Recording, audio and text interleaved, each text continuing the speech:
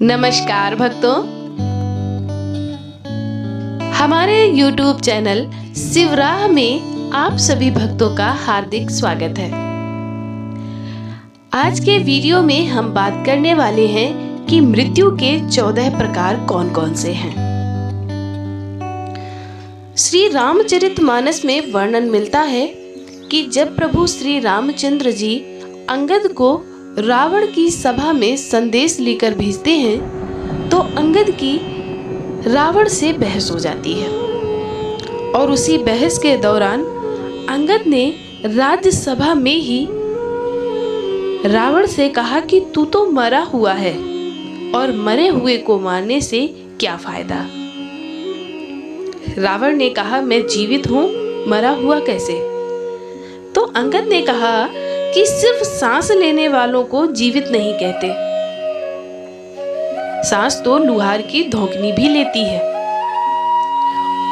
और उसी दौरान अंगद ने मृत्यु के 14 प्रकार बताए हैं। कौल काम बस कृपिन ब्रह्मूढ़ा, अति दरिद्र अजसी अति बूढ़ा, सदा रोग बस संतत क्रोधी, विष्णु विमुख सुत संत विरोधी, तनु पोषक निंदक अग खानी, जीवत सव सम 14 प्राणी। इस चौपाई का वर्णन श्री रामचरितमानस में मिलता है। अब इसमें आता है पहला नंबर कामवश, यानी जो व्यक्ति अत्यंत भोगी हो, काम वासना में लिप्त रहता हो, जो संसार के भोगों में उलझा हुआ हो, वो मृत के समान है। जिसके मन की इच्छाएं कभी खत्म नहीं होती और जो प्राणी सिर्फ अपनी इच्छाओं के अधीन होकर ही जीता है, वह मृत के समान है। वह आध्यात्म का सेवन नहीं करता है, सदैव वासना में लीन रहता है, ऐसा व्यक्ति मृत के समान है। वाम मार्गी, यानी जो व्यक्ति पूरी दुनिया से उल्टा चले, जो संसार की हर बात को पीछे नकारात्मक सोच रखता हो, नियमों, परंपराओं और लोक व्यवहार के खिलाफ चलता हो, वह वाममार्गी कहलाता है। और ऐसे काम करने वाले लोग मृत के समान माने गए हैं।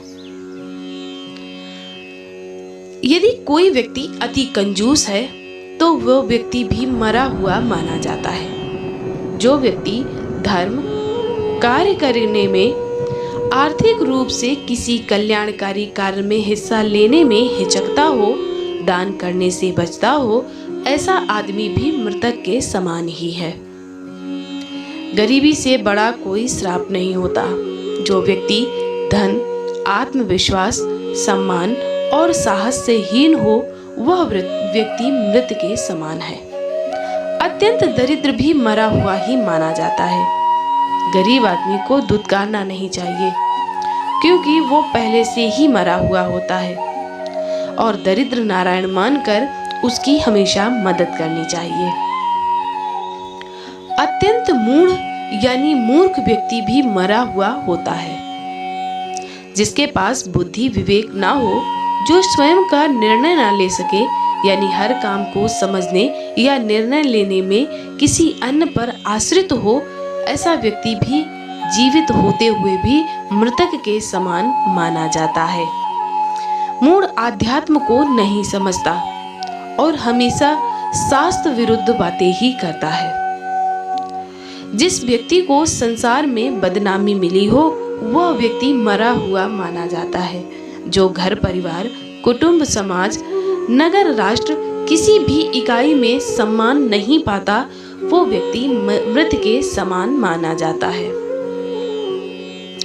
जो व्यक्ति निरंतर रोगी रहता हो, वो मरा हुआ माना जाता है। स्वस्थ शरीर के अभाव में मन विचलित रहता है, नकारात्मक हावी हो जाता है। व्यक्ति मृत्यु की कामना में लग जाता है और जीवित होते हुए भी रोगी व्यक्ति जीवन के आनंद से वंचित रह जाता है। अत्यंत वृद्ध व्यक्ति भी मृतक के समान माना गया है, क्योंकि वो अन्य लोगों पर आश्रित हो जाता है। शरीर और बुद्धि दोनों अक्षम हो जाते हैं, ऐसे में कई बार वह स्वयं और उसके परिजन ही उसकी मृत्यु की कामना करने लगते हैं ताकि उसे इन कष्टों से मुक्ति मिल सके। 24 घंटे क्रोध में रहने वाला व्यक्ति भी मृतक के समान है।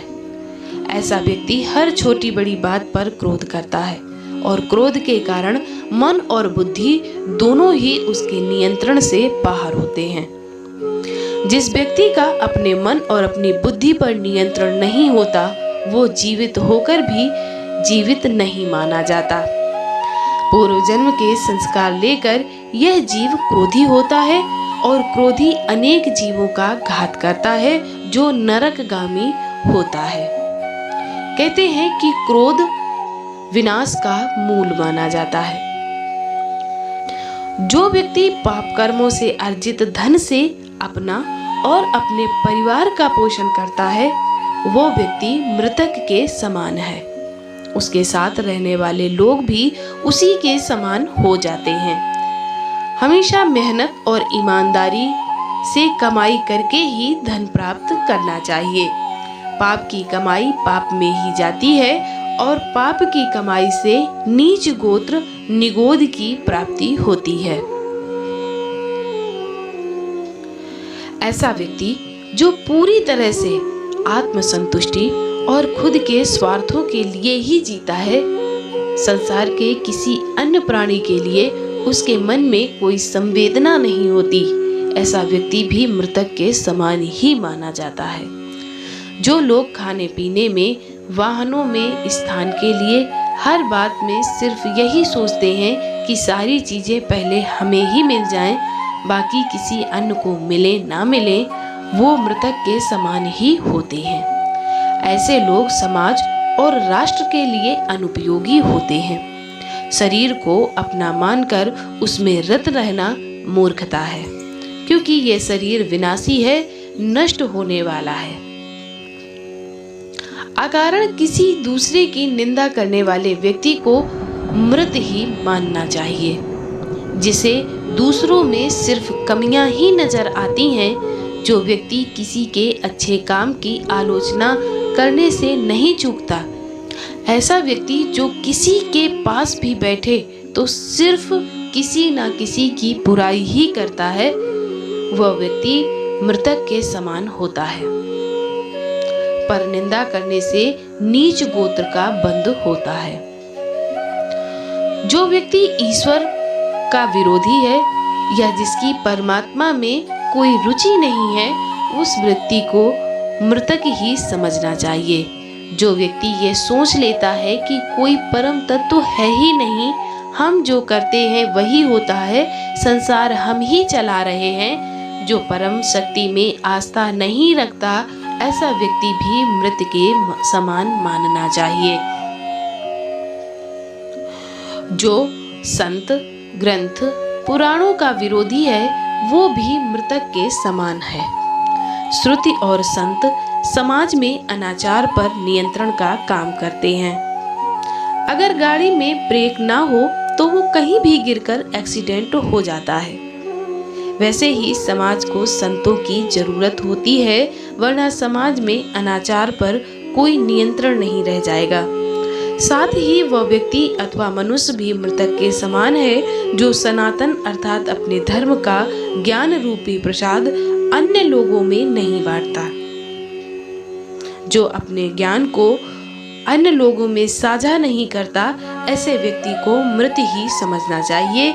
इसीलिए सनातन के अमृत ज्ञान को सभी के साथ बांटना चाहिए।